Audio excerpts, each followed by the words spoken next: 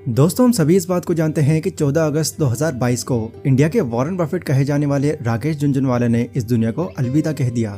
मुंबई की एक middle class family में पले बड़े राकेश झुनझुनवाला ने अपनी फाइनेंशियल जर्नी को सिर्फ 5,000 रुपए से शुरू किया था और अल्टीमेटली उनकी नेटवर्थ, आप यकीन नहीं करेंगे, 45,000 करोड़ से भी ज्यादा हो गई थी और अपने लास्ट टाइम तक वो इस दुनिया के 430th रिचेस्ट पर्सन बन चुके थे। आपने अक्सर नोटिस किया होगा कि लोग यहाँ वहाँ से सुनी बातों के सहारे स्टॉक मार्केट में अपना काफी पैसा इन्वेस्ट कर देते हैं और उन्हें ह्यूज लॉसेस हो जाते हैं। फिर इन्हीं लॉसेस के चलते सोसाइटी में स्टॉक मार्केट के थ्रू आप एक तरह से ये कह सकते हैं कि एक नेगेटिव परसेप्शन क्रिएट हो जाता है, जिससे लोग इससे कहीं ना कहीं फिर दूर ही रहना पसंद करते हैं। पर एक बार जब राकेश झुनझुनवाला से किसी ने स्टॉक मार्केट पर टिप मांगी तो उन्होंने उसको सिर्फ एक ही टिप दी और वो ये थी, कभी भी किसी दूसरे की सजेशन पर इन्वेस्ट मत करना। Do your own research and take your own risk. Rakesh sir की फाइनेंशियल जर्नी पर अगर नजर डाली जाए तो हमें यहाँ पर ट्रेडिंग से लेकर शॉर्ट सेलिंग और लॉन्ग टर्म इन्वेस्टिंग सब कुछ देखने को मिलता है। उन्होंने रिस्क भी लिया, पेशेंस भी रखा और क्विक एक्शन भी लेना सीखा। आज की इस वीडियो में हम जानते हैं कि कैसे उनकी स्टॉक मार्केट की इस जर्नी की शुरुआत हुई, कैसे कैसे फेज उनको उनकी लाइफ में देखने पड़े और कैसे उन्होंने इतना सारा पैसा कमा लिया। So let's begin. Phase 1, the initial flame.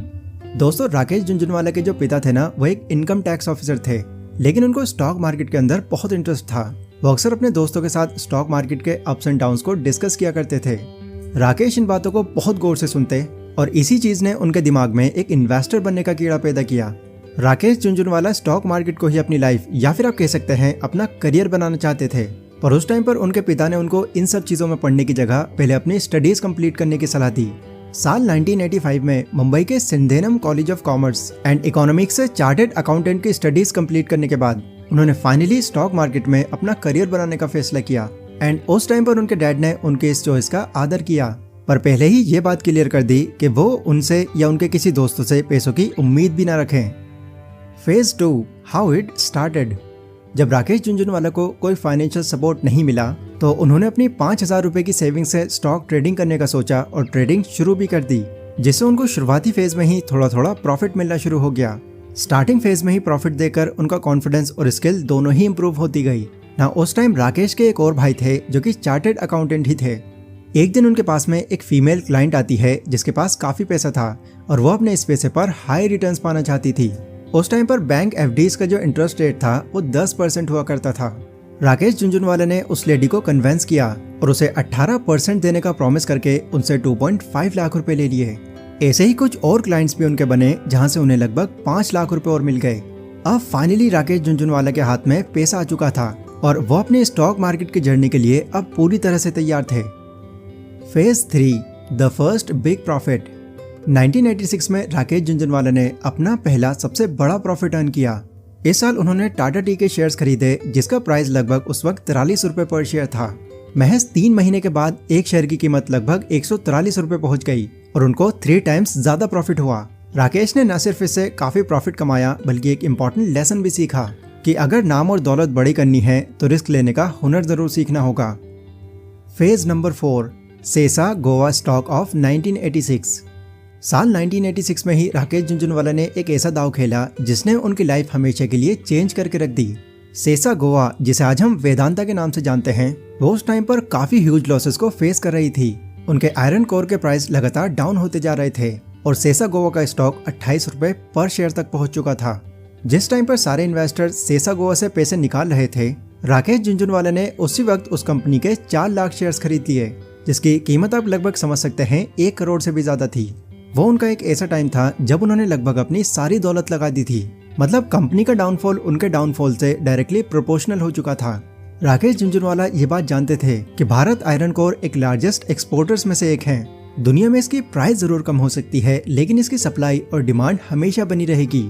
तो उन्होंने मार्केट के डाउन होने पर नहीं बल्कि अपनी खुद की मार्केट रिसर्च, कंपनी के वर्किंग प्रिंसिपल्स और काबिल मैनेजमेंट पर पूरा भरोसा रखा। सिर्फ 1 साल में उन्होंने अपनी इस इन्वेस्टमेंट से 25% रिटर्न कमाया और अपनी स्किल को प्रूव करके दिखा दिया। आपकी जानकारी के लिए बता दूं कि आज वेदांता की स्टॉक का प्राइस लगभग 260 रुपए पर शेयर हो चुका है। Phase number 5, 1989 national budget announcement. 1989 में वीपी सिंह भारत के 7वें प्रधानमंत्री बने। उनकी कैबिनेट में मधुर दंडवते फाइनेंस मिनिस्टर हुआ करती थी। उस टाइम इंडियन स्टॉक मार्केट बहुत तेजी से डाउन हो रहा था, जिस वजह से इन्वेस्टर्स मार्केट से जितना जल्दी हो सके पैसा वापस निकाल रहे थे।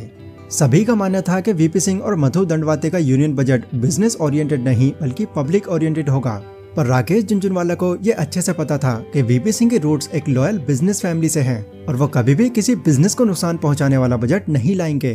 एंड गेस व्हाट, उनका ये जो एनालिसिस था वो फिर से सही निकला और उनको इस बार इतना ज्यादा प्रॉफिट हुआ कि उनकी नेटवर्थ सिर्फ 5 महीनों में 2 करोड़ से 50 करोड़ तक पहुंच गई। Phase number 6, 1992 Harshad Mehta scam. साल 2020 में आई एक वेब सीरीज स्कैम 1992 तो आपने जरूर देखी होगी।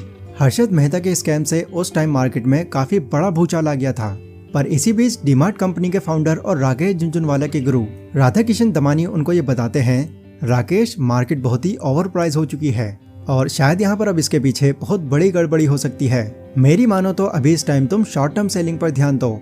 राकेश झुनझुनवाला ने ठीक वैसे ही किया जैसा उन्होंने उनसे कहा।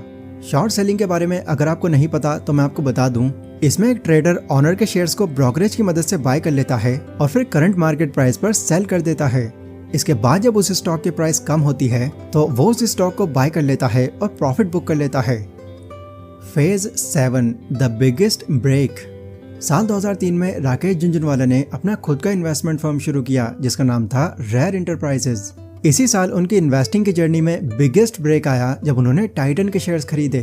उन्होंने 40 रुपए पर शेयर से भी कम प्राइस में टाइटन के करीब 4.5 करोड़ शेयर्स खरीदे। अगले कुछ दिनों में टाइटन के एक शेयर का प्राइस 80 के पार चला गया, पर स्टिल उन्होंने अपना प्रॉफिट बुक नहीं किया। फिर देखते देखते टाइटन का शेयर नीचे जाने लगा और 30 पर पहुंच गया।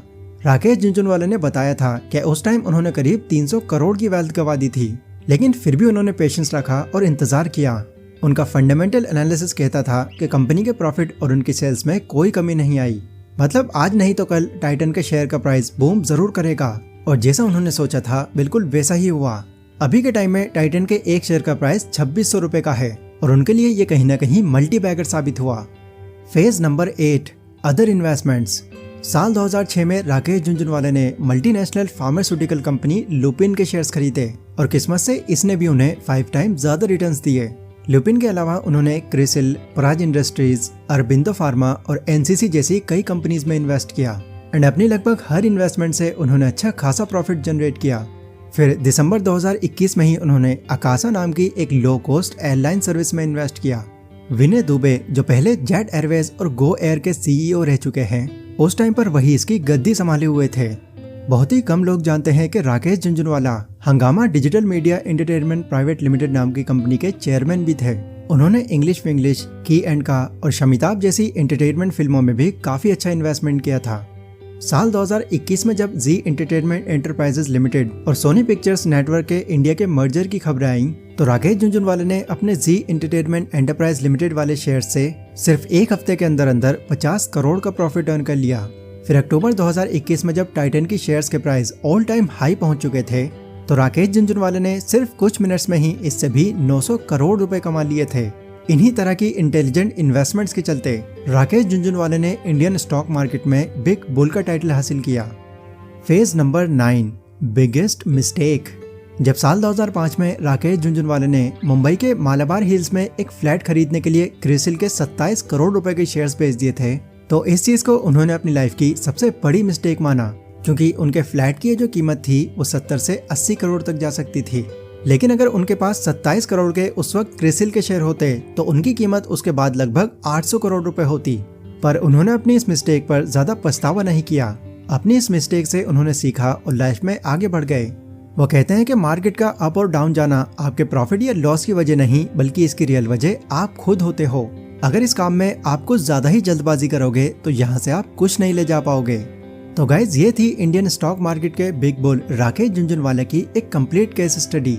इस वीडियो से मिली इन्फॉर्मेशन अगर आपको पसंद आई हो तो इसको लाइक और शेयर जरूर करें।